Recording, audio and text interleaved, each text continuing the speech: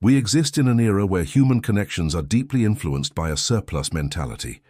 There's an overwhelming abundance of choices, constant sensory stimulation, and a pervasive emotional deficit. Within the realm of romantic desire, this manifests as an ongoing paradox.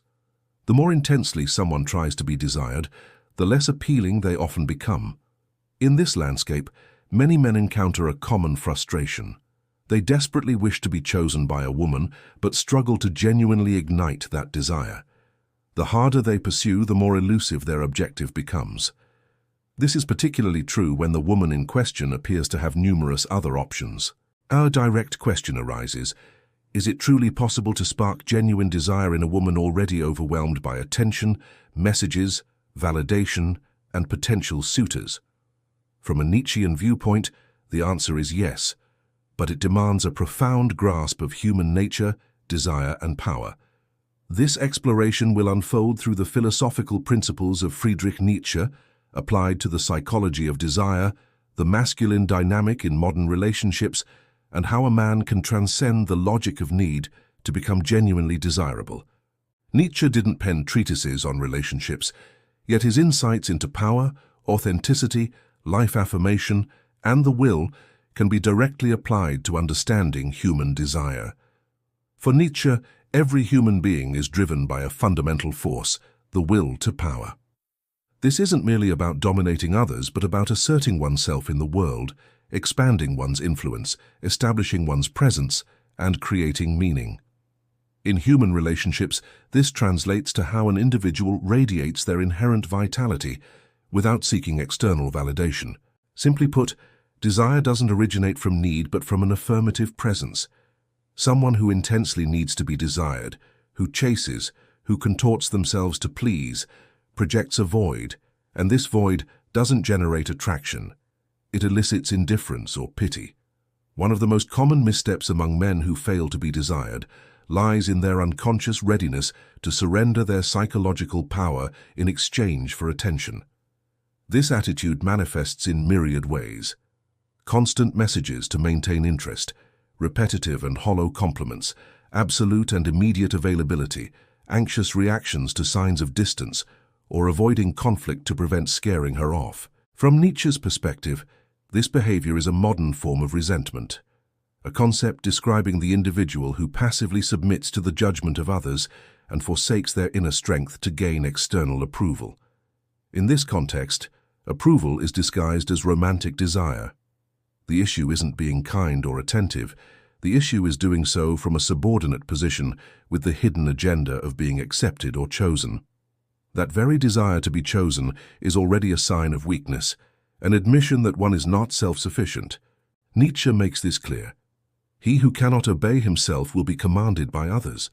A man who doesn't act from his own core, who isn't guided by his own will, is inevitably subject to another's desires, and at that point, he loses the power to generate desire. For a woman to desire a man in an environment saturated with stimuli, she must perceive in him a distinct form of power. This isn't superficial economic, physical, or social power, but existential power, inner stability, the capacity to be emotionally self-sufficient, and genuine indifference to external judgment. From an evolutionary standpoint, desire is profoundly linked to the perception of value. This value isn't necessarily what one claims to possess, but what others perceive doesn't need to be asserted. This is why often men who do everything right don't generate desire. Even if their actions are correct, they are saturated with visible intention. They try to please, they try to be liked, they try to seduce, and that energy, though unspoken, is evident. Authentic feminine desire doesn't respond to conscious efforts to please, but to the sensation of being in the presence of someone who doesn't seek to be desired, yet radiates inherent worth. Nietzsche suggests that human beings are not guided by what is correct, but by what is intensely meaningful. Love, desire, or attraction aren't based on fairness or balance, they are based on impact, and that impact often comes with a degree of rarity. A man who behaves like everyone else, available, compliant, eager to please, leaves no impression. He is interchangeable, dispensable, forgettable. Conversely, the man who acts from his own will, who remains firm, who doesn't compete, who doesn't need to prove himself, activates a different emotional response. Bewilderment, curiosity, silent respect. And that is the starting point of true desire. Nietzsche understood that life, in its purest form, is a constant affirmation of strength. Every living being at some level expresses its will to expand, to overcome, to assert itself. This idea, known as the will to power, is the core of his philosophy. It's not a vulgar desire to control others, but a vital force that seeks to manifest without seeking permission. This will doesn't kneel before external validation, doesn't await applause or acceptance. It simply is, and because of that, it attracts. A man embodying this, will to power authentically projects an inner stability that cannot be feigned. This steadfastness is inherently magnetic, especially within a social landscape saturated with anxiety, constant comparison, and an insatiable need for validation. Most men in dating scenarios adopt a reactive stance. They meticulously watch for cues, adjusting their behavior to align with perceived expectations, fine-tuning their actions to elicit specific responses. This approach, often subconscious, screams emotional dependence. This dependence is keenly sensed by women adept at navigating a deluge of stimuli and potential partners. She doesn't need to analyze it, she feels it. She picks up on it in his conversational rhythm, the speed of his replies, his overwhelming desire to please. It's an instinctive recognition of who operates from their core versus who seeks external affirmation. Consequently, the man who refrains from reacting, explaining, or competing starts to stand out, not for anything extraordinary, but precisely for his lack of artifice. He isn't striving to fit an ideal image or vying for approval. He simply exists with a quiet solidity. This silent self-affirmation elicits an effect other men fail to achieve: unconscious respect and genuine attraction. Nietzsche spoke not of being liked, but of being. The will to power aims not for acceptance, but for the maximum expression of self, without compromise. In practice, this means living with coherence rather than seeking to please. When a man lives this way, his desires don't dominate him, drag him down, or bring him to his knees. He guides his desires, modulates them, deciding when to act and when to remain silent. A woman perceiving this quality in a man experiences something different from others. She might not immediately understand it or articulate it, but her nervous system recognizes it. The absence of anxiety, the calm in his gaze, a firm yet flexible demeanor, the lack of fear of rejection. These are the hallmarks of a man who doesn't need to be chosen because he has already chosen himself. This is desirable, not through strategy or manipulation, but by stark contrast. Most men compete, pursue, and bend over backward for attention. Conversely, the man who doesn't engage in this frantic chase, who simply remains, observes, and inhabits his own space without trying to fill voids, becomes rare. And rare is memorable. In a world awash with sameness, rarity transforms into an object of desire. This isn't about feigning indifference or acting like you need nothing. Nietzsche despised masks. He championed the overcoming of the weak, dependent self, the self that lives vicariously through others. His core was to build a strong, self-sufficient, sovereign self. This sovereignty isn't arrogance, it's emotional stability, self-control, and profound presence. In the context of desire, this presence has a direct impact. Such a man doesn't react insecurely to silence. He doesn't seek validation through quick responses or feel compelled to do more to earn attention. He becomes, quite simply, someone who cannot be ignored. What he radiates doesn't depend on the other person, isn't designed to please, and doesn't shift based on external perceptions. His strength is internal, and though intangible, it manifests in every interaction. Women who have experienced countless similar interactions, who have been central to numerous superficial games of seduction, easily detect when they are facing someone truly different. It's not about the words he uses, but his lack of need to control how he's perceived. He doesn't strive to appear interesting. He doesn't need to prove anything. This authenticity, when genuine and not feigned, creates a pause in the female nervous system. There's no immediate pressure to respond, no urgency, just pure presence. And that presence, when free of need, is profoundly attractive. The will to power, rightly understood, translates into a channeled form of desire. It's not about eradicating desire, but harnessing it in service of personal affirmation. Instead of acting to acquire someone, one acts from a desire for complete self-expression. If the other person perceives and chooses that, fine. But if not, it doesn't jeopardize the identity of the one desiring. This completely shatters the traditional logic of seduction. It's not about doing something to provoke a reaction, but about being so centered that external reactions lose their importance.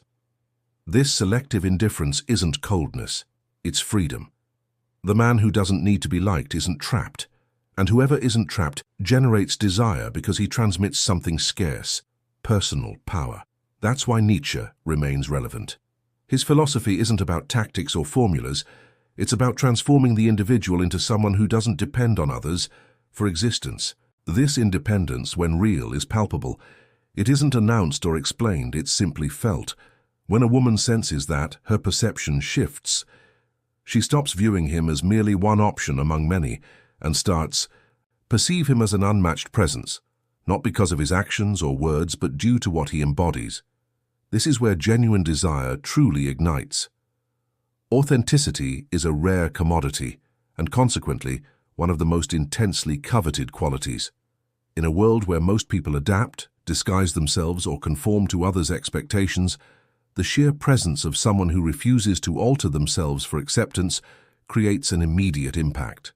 This authenticity isn't about superficial rebellion or an empty assertion like, "This is just who I am." From Nietzsche's perspective, being authentic involves a profound process of internal construction, confronting one's own masks, questioning inherited values, breaking free from herd mentality, and emerging as an individual who forges their own path. A man committed to this process inevitably becomes distinct, not because he tries to stand out, but because it is the outcome of conscious choices most people avoid. And this type of man, entering any social dynamic, including interactions with women, stands out for something beyond appearance, speech, or status. He radiates a clear sense of identity in the realm of desire. This clarity manifests as emotional security. Security isn't arrogance or self-importance, it's the absence of anxiety. It's the awareness that with or without another's desire, one's self-worth remains intact. This authentic security, by contrast, makes others, those acting from need or fear, appear visibly weaker.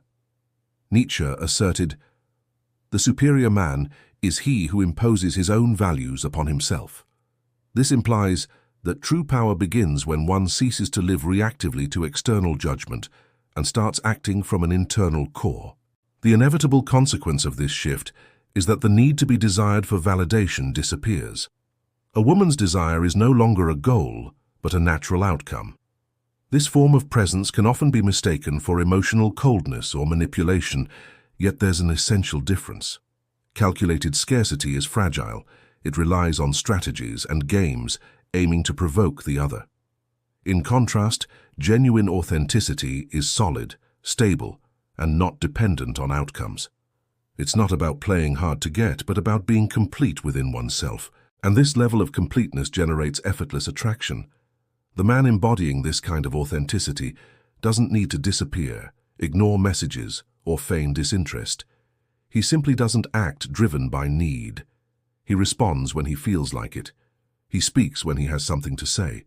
He appears when his presence is sincere and withdraws when he perceives a lack of genuine reciprocity. He isn't playing with a woman's attention. He is centered in himself. It is precisely this kind of energy that proves deeply attractive, especially in a culture where women are surrounded by men anxious for validation, attentive to every reaction, constantly trying to please.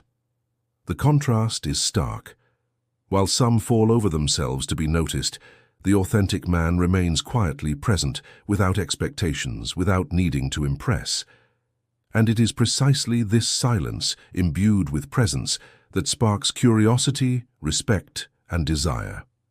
Nietzsche also discussed the concept of eternal recurrence, a philosophical idea applicable to daily behavior. If you had to repeat your life over and over, exactly as you are living it today, would you do so with pride or regret? The man who lives with authenticity lives in such a way that his conduct is consistent with his essence, not with the pursuit of approval. And in the context of relationships, this has a profound impact, because women are not drawn to those who adapt, but to those who remain steadfast.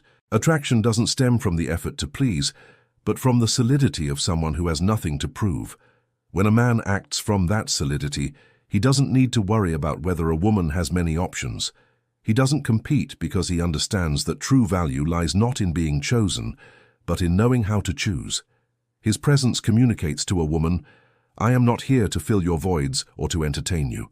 I am here because I want to be, and if it's not mutual, I will simply leave." This stance cannot be faked because it arises from internal coherence, and when genuine, it becomes magnetic. Yes, following Nietzschean logic, the man who becomes a creator of his own values, who rises above imposed morality, who stops begging for affection and begins to offer presence inevitably becomes desired. Not by everyone, but certainly by those women who have also awakened to a new way of seeing the world. To accept a woman's desire, especially in a world where options seem infinite, is not an act of external competition, but an internal conquest.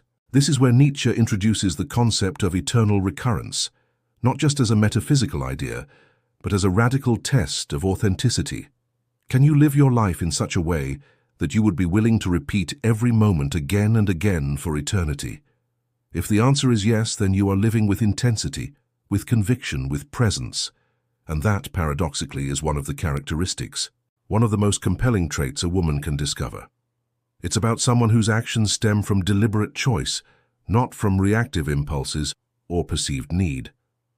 Nietzsche argued that desirability isn't feigned confidence or simulated success. It's an embodiment of these qualities. He dismissed the morality of the weak, those who sought to please or avoid rejection. Instead, he celebrated individuals who forged their own values, their own paths, their own personal aesthetics of living. In the context of relationships, this means abandoning predefined dating scripts and standardized behaviors. It means constructing an existence that radiates genuine purpose, not just appearing interesting, but being profoundly interesting through one's authentic way of life. Nietzsche also warned against the peril of possessiveness. In Thus Spoke Zarathustra, he critiqued the human inclination to cling, to demand absolute devotion from another. Love, desire, and the experience of being desired, he insisted, must originate from a place of freedom. If you require a woman's choice to validate your self-worth, you've already lost. True desire springs from an overflow of vitality, not from a sense of lack. Therefore, a life rich with meaning, where you are your own source of validation, inherently makes you more desirable because you don't need her. It is in this very act of freedom that authentic attraction blossoms. Nietzsche believed that art and life were deeply interconnected. He suggested we should live our lives as if they were masterpieces.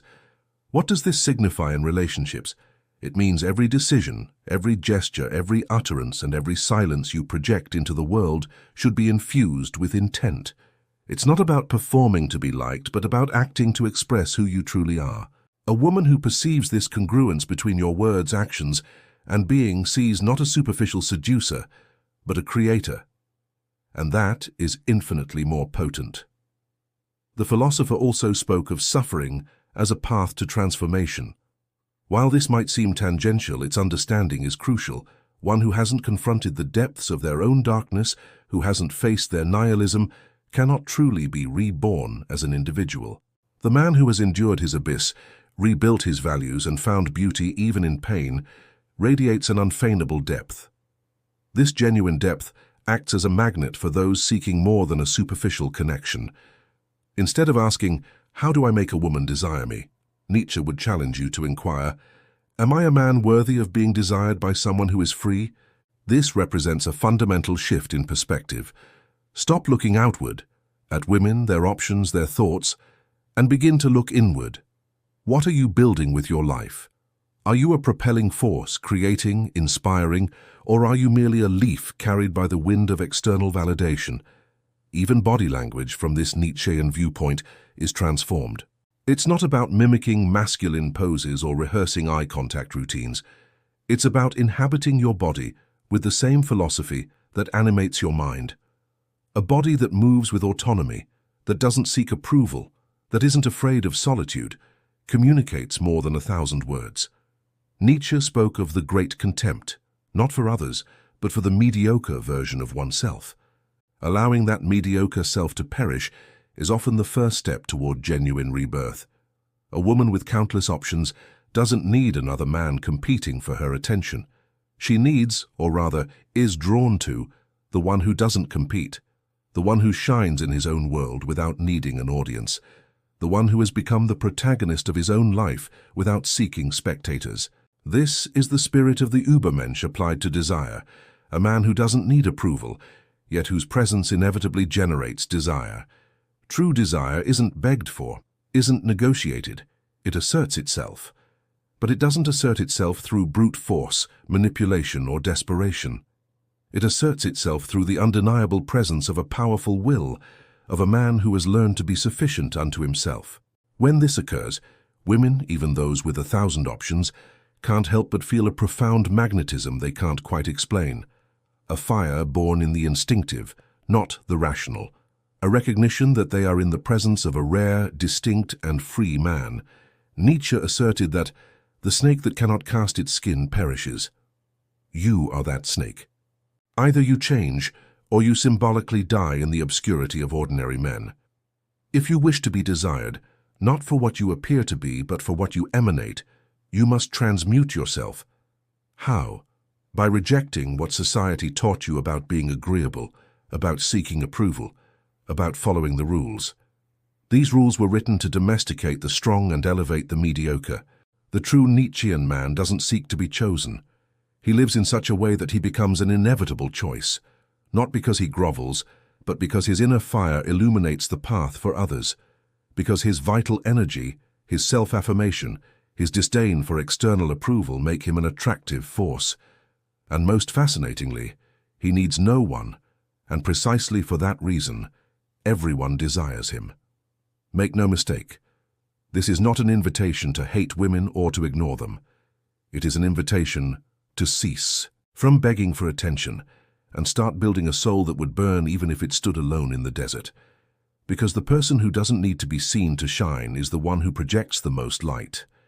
In this dating game, it's not about competing with the other people surrounding that desirable person. They are not your standard. The real challenge is to conquer your own shadow, that internal voice that tells you that you are not enough, that you need external validation, that you have to please. Dr. Reed would call that voice the echo of the herd. And you weren't made for the herd. You were made for the mountain, to gaze into the abyss without trembling, to forge your destiny with your own hands, and then, if you so desire, to share it with someone who knows how to walk by your side, not above you or behind you, but with a firm stride, shoulder to shoulder. And if they don't appear, if no one in this world sees your value, you know what? It doesn't matter, because you don't live to be chosen. You live to fulfill your purpose, to realize your work, to leave your mark. And if on that path someone desires you, they will do so because they will see in you what is rarely seen in this world: a free person, a dangerous person, a person who has liberated themselves from the need to be liked. That is the essence of Nietzsche. Not to live to please, but to create. And you can start today. You don't need to have more money, more status, or more beauty. You need to have more fire, more courage to look at your truth and burn everything that isn't truly you. Because when you become fire, you don't ask for love, you ignite it. And at the end of the day, when Chloe has 1,000 options, perhaps she will choose one. And if that one is you, it will be because you weren't just another option. You were the one who didn't need to be chosen. And that is the most seductive paradox of all.